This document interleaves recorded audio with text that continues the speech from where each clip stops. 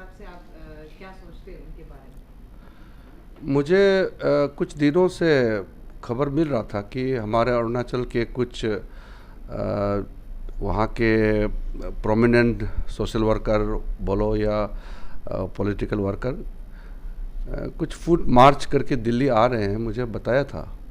मैंने पूछताछ भी किया क्यों पैदल आ रहा है, तो बताया कि अरुणाचल सरकार और मुख्यमंत्री के खिलाफ ये फुट मार्च करके आ रहे हैं। मैंने बहुत डिटेल में तो पूछा नहीं है, लेकिन कोई भी हो, हमारे अरुणाचल प्रदेश का कहीं भी हो, चाहे अरुणाचल के अंदर हो या बाहर, तो मुझे कंसर्न तो होता ही है।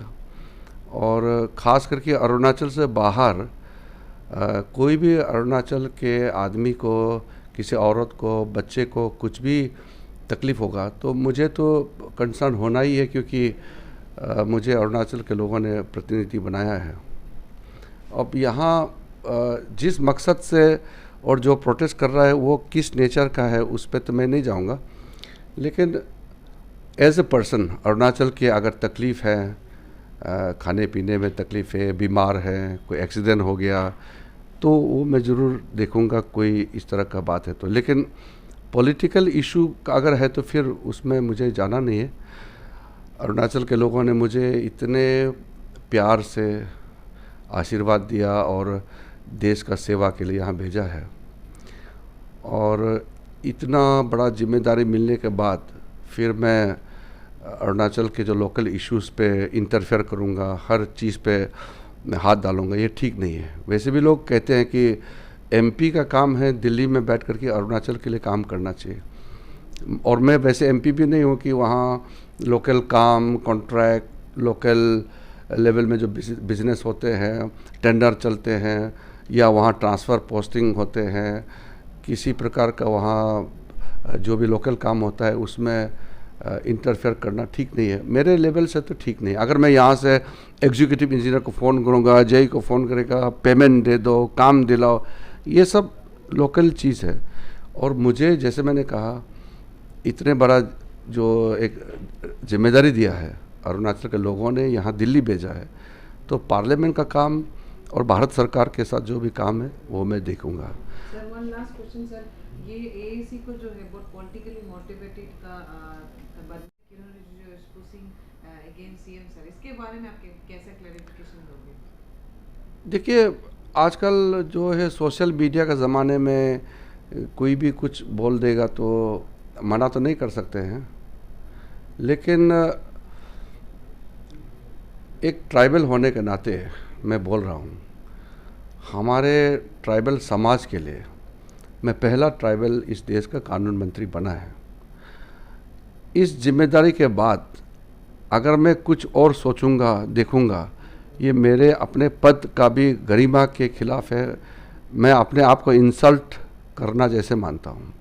प्रधानमंत्री जी ने एक छोटा सा स्टेट से, जिसका पॉपुलेशन यहाँ एक कॉलोनी का बराबर पे नहीं होते हैं, यहाँ एक कॉलोनी में 15 लाख 20 लाख यहाँ पॉपुलेशन होते हैं, दिल्ली, बम्बई, कलकत्ता जैसे जगह में।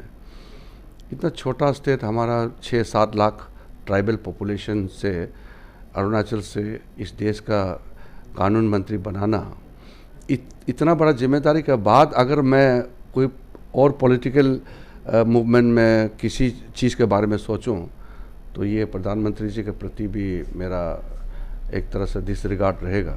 इसलिए ये सब चीज़ों को जवाब देना भी ठीक नहीं है, क्योंकि जवाब देगा तो फिर हर चीज़ को रेस्पॉन्ड करते रहेंगे तो मैं अपना काम नहीं कर पाऊँगा। मेरा बड़ा काम है, बड़ा सोच है।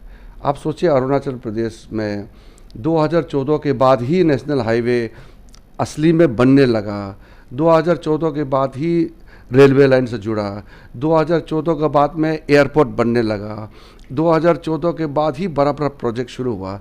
यानी कि कितना लेट हो चुके हैं हम। देश दुनिया कहाँ पहुँच गए हैं। दूसरे देश, दूसरे प्रदेश को जब देखता हूँ तो हमारा कितना पीछे रह गया है। और किरण रिजिजू अरुणाचल का पहला कैबिनेट मिनिस्टर बना, उसके बाद भी अगर हम हाईवे नहीं बना सकते हैं, उसके बाद भी हम रेलवे लाइन नहीं बना सकते हैं, इसके बाद भी हम एयरपोर्ट नहीं बना सकते हैं, तो लोग मुझे सवाल करेंगे कि इतना बड़ा लीडर देश का बनने के बाद भी अरुणाचल के लिए कोई बड़ा प्रोजेक्ट करके लेके आया है, ऐसा देखने चीज़ नहीं है।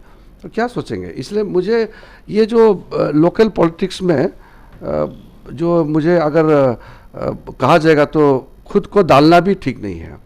और इवन बीजेपी पार्टी में भी मैं बोलता हूँ कि ये लोकल चीफ मिनिस्टर साहब का लीडरशिप में स्टेट चल रहा है, वो उसी लेवल में ही काम करना चाहिए। और इसमें अरुणाचल में एक किस्म का जो पॉलिटिक्स चल रहा है कि हारने के बाद सरकार को क्रिटिसाइज करना, तो ये तो डेमोक्रेटिक राइट है। तो अरुणाचल में चल रहा है तो बाकी जगह में भी चल रहा है। इलेक्शन में हार गया तो वो रूलिंग को क्रिटिसाइज करेगा, वो तो उसका डेमोक्रेटिक राइट है। लेकिन कुछ लोग काम नहीं मिला इसलिए क्रिटिसाइज करता है, काम मिला तो चुपचाप बैठेगा। मान लो दो लोग टेंडर का बिजनेस का लड़ाई करता है, जिसको काम नहीं मिला वो कंप्लेन करेगा, जिसको काम मिला वो चुपचाप हो जाएगा। तो ये इंसान का एक फितरत होता है, इस तरह का चीज़ें होते रहते हैं। लेकिन डेमोक्रेसी में मैं मानता हूँ कि सरकार का काम काज के खिलाफ प्रोटेस्ट करना इसमें कोई गलत नहीं है, लेकिन सरकार को ज़बरदस्ती हटना चाहिए बोलना, या चीफ मिनिस्टर मंत्री को बिना प्रूफ का, बिना सब्सटेंटिव कोई ग्राउंड के रिज़ाइन करो बोलना, ये तो ठीक नहीं है। लेकिन किसी को प्रोटेस्ट करने से रोक नहीं सकते। करप्शन की जो एलिगेशंस लग रहे हैं आपके हिसाब से, अलग अलग जो डिपार्टमेंट्स में लग रहे हैं, स्कीम्स में लग रहे हैं, अलग अलग सेंट्रल स्कीम्स में, तो उसी पे केस PL फाइल है, सुप्रीम कोर्ट में भी केस हैं, वहाँ भी केस है, तो कोर्ट पे डेट्स पड़ती हैं, ये सब एलिगेशंस के ऊपर। क्योंकि मोदी जी ने कहा था कि अरुणाचल में करप्शन फ्री स्टेट बनाएंगे, आप लोग का ये वादा था, 2014 आपका भी वादा था। तो ये चीज़ को लेके आप अप्रिशिएट करते हैं ये अभी के CM का जो काम, या कुछ ऐसे भी आरोप लगा रहे हैं कि अलग अलग काम अपने आप किए जा रहे हैं फैमिलीज़ के द्वारा? ऐसा है, बीजेपी में भी अगर कुछ गलती होता है तो हम लोग सुधार कर सकते हैं। आप अरुणाचल प्रदेश में अगर किसी मंत्री ने, किसी अधिकारी ने अगर गड़बड़ किया है तो प्रूफ लेके आइए, हम ही बात को रखेंगे। मेरे सामने में इस मिनिस्टर ने, इस डिपार्टमेंट ने इतना पैसा का चोरी किया है, वो आप प्रूफ लेके आइए। मैं आपको वादा करता हूँ हम ही उसको एक्शन लेने का नंबर 1 मूवमेंट चलाएंगे, हम ही पार्टी में बात करेंगे। लेकिन प्रूफ तो चाहिए ना, क्योंकि अभी मान लो आप कोई चावल सप्लाई का कोई भारत सरकार का कार्यक्रम चलता है, वो चावल में अगर घपला हो गया तो लोगों को पूछना चाहिए कि वो चावल मिल रहा है कि नहीं मिल रहा है। अगर नहीं मिल रहा है तो कहीं गड़बड़ हुआ है।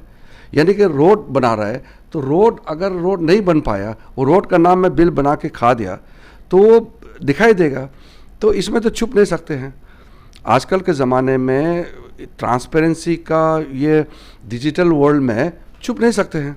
सेंट्रल गवर्नमेंट से हर महीने नॉर्थ ईस्ट में सबसे ज़्यादा पर कैपिटा पैसा अरुणाचल को जाता है। देश भर में, हमारा देश में जितना यूनियन टेरिटरी और स्टेट्स हैं, सबसे ज़्यादा per capita central fund Arunachal को मिलता है। 2014 के बाद अरुणाचल को हाईएस्ट मिलने लगा। उस हिसाब से अरुणाचल में तेज़ी से काम चल भी रहा है। इसी में अगर कोई गड़बड़ कर दिया, कोई भी स्कीम को करप्शन करके पैसा खा दिया, एविडेंस का साथ लेके आई है। हमारा पार्टी तो करप्शन के खिलाफ में कोई टॉलरेट करने का सवाल ही नहीं है। अभी APCS का खबर जो मिला, चीफ मिनिस्टर साहब पेमा खांडू साहब से बात हुआ तो हम लोगों ने पेमा खांडू साहब का जो प्रपोज़ल को हम लोगों ने सब माना है। CM साहब ने कहा है कि अगर इस तरह का किसी भी जगह में करप्शन होता है तो सरकार चुपचाप नहीं बैठना चाहिए, और कॉन्स्टिट्यूशनल इंडिपेंडेंट बॉडी जैसे Arunachal Pradesh public service commission एक इंडिपेंडेंट बॉडी है, वो गवर्नमेंट का डायरेक्शन से काम नहीं करते हैं। लेकिन उसमें भी अगर गड़बड़ होता है तो सरकार की तरफ से दबाव जरूर डालना चाहिए।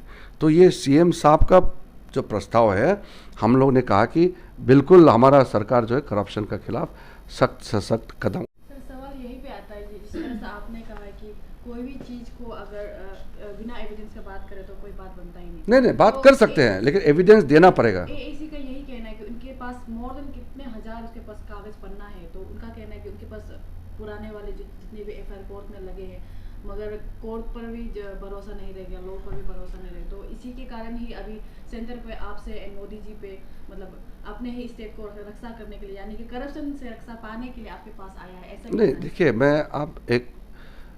मैं छोटी बहन की तरह हैं आप। अभी आप पता नहीं जर्नलिज्म में आप कब से आए हैं, आप लोग इस तरह का जब पड़ताल करता है, पूछताछ करता है, तो ये मुझे भी अच्छा लगता है कि आप लोग चीज़ जानना चाहते हैं और गवर्नमेंट का रेस्पॉन्स जानना चाहता है और किस तरीके से ट्रांसपेरेंसी और अकाउंटेबिलिटी को आगे पब्लिक के सामने में रखना है।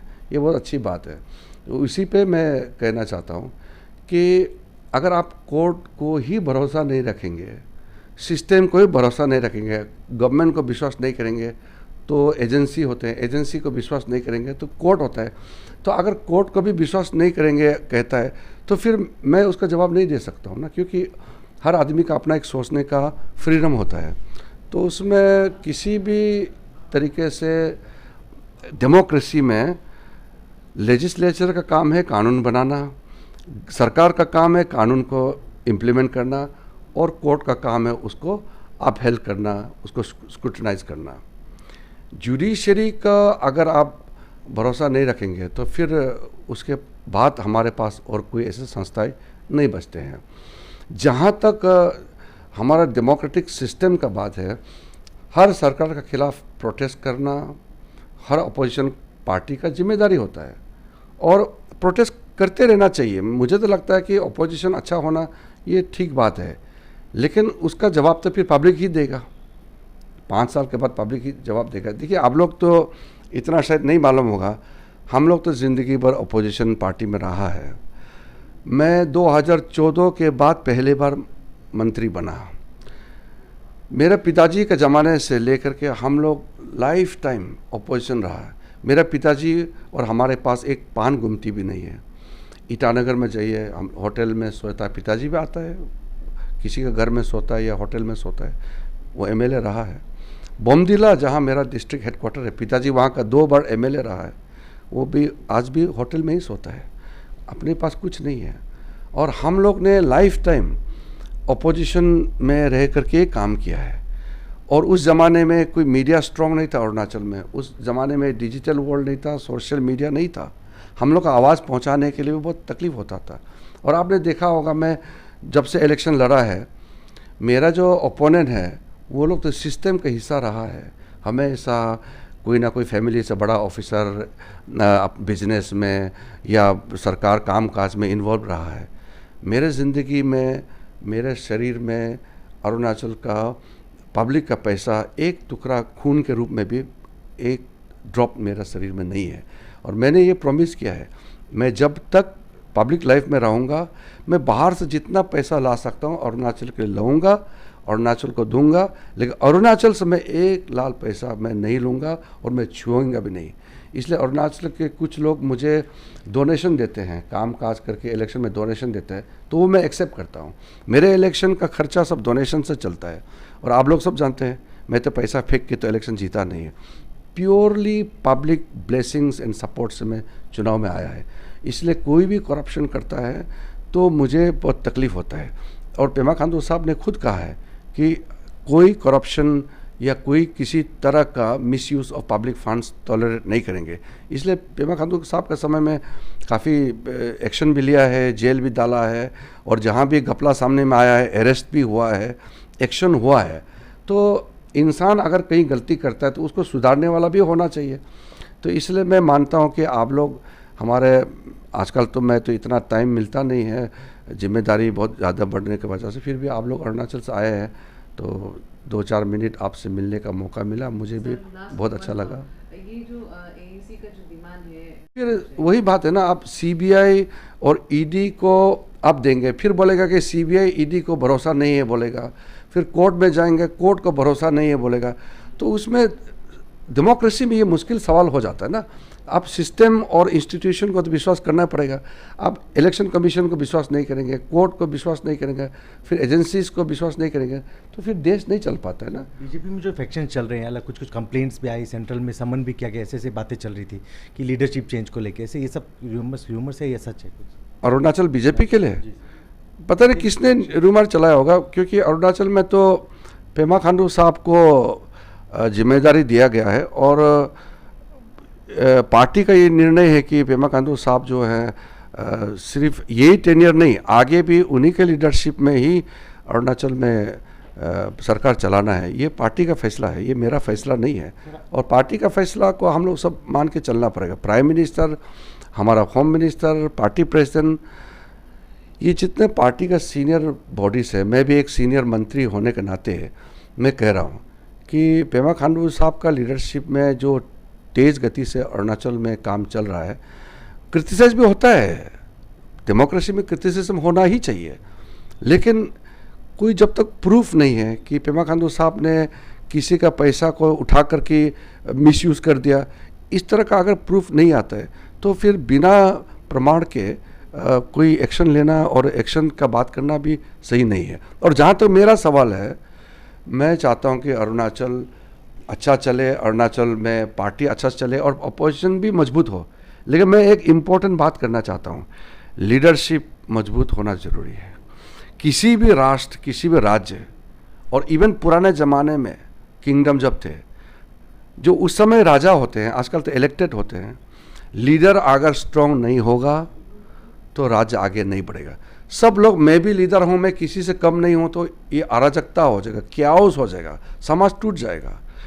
एक जिसको डेमोक्रेटिकली इलेक्टेड है वो मजबूत होना पड़ेगा, उसका फैसला का पीछे पूरा स्टेट खड़ा होना पड़ेगा। इलेक्शन में फिर इलेक्शन लड़ेंगे, लेकिन मैं ये मानता हूँ कि स्ट्रॉन्ग लीडरशिप ये समाज के लिए ज़रूरी है। नहीं तो विदाउट लीडरशिप, बिना सर का बॉडी नहीं चल सकता है। बिना लीडर का अगर सारा मंत्री एमएलए सब बराबर हो जाएगा तब तो फिर महाभारत हो जाएगा, लड़ाई हो जाएगा।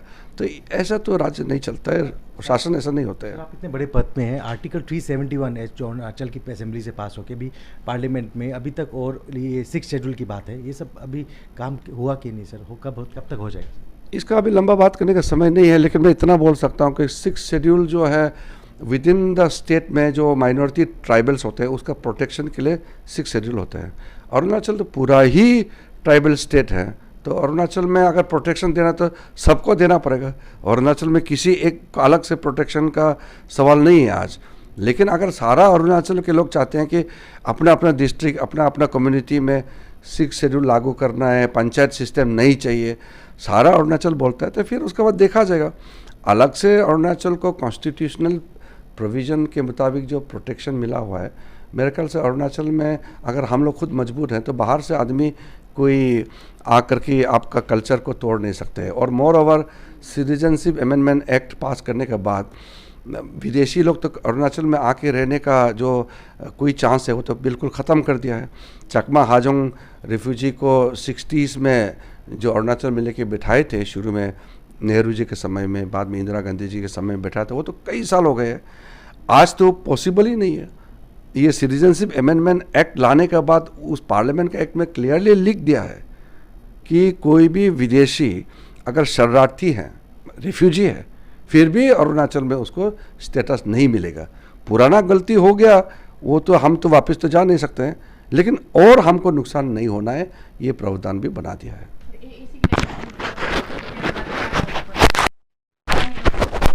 नहीं, ये मैंने बोला ना, ये पॉलिटिकल रेजिग्नेशन मुद्दा ये हर आदमी को करने का हक है, और कोई भी मुझे मिलना चाहता है, मेरा अपना जो अरुणाचल का आदमी है वो मिलूंगा, लेकिन ये जो मेरा चीफ मिनिस्टर, मेरा पार्टी, मेरा सरकार, ये सब मैं नहीं पढ़ना चाहता हूँ। ये इंडिविजुअल प्रोटेस्ट कर सकते हैं। मैं तो, मेरे पास कोई भी अरुणाचल का आदमी आएगा, मेरा दरवाज़ा तो खुला है, मैं बहुत बिजी रहता हूँ, फिर भी अरुणाचल आदमी को हमेशा मिलता हूँ। लेकिन पॉलिटिक्स अगर आएगा, सीएम का रिकमेंडेशन, सीएम का रेजिग्नेशन, ये सब चीज़ें जो है मेरे लिए ठीक नहीं ना। और कोई तो मालूम नहीं ये भी बोल सकता है कि किरण रिजिजू जाके प्रोटेस्ट में बैठना चाहिए। एक मुश्किल से कैबिनेट मिनिस्टर बना है, उसको भी आप लोग मजाक बना करके धरना में जाओ, ये सब करके, इस तरह करके आज के दिन में अरुणाचल तो एकजुट होना चाहिए।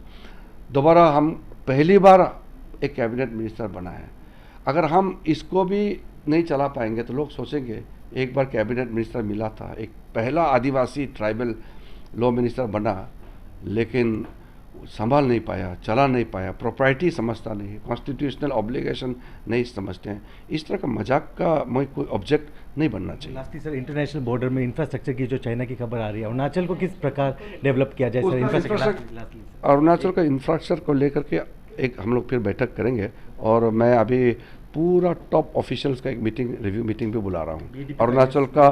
अरुणाचल का इंफ्रास्ट्रक्चर के लिए मैं एक बड़ा रिव्यू फिर मीटिंग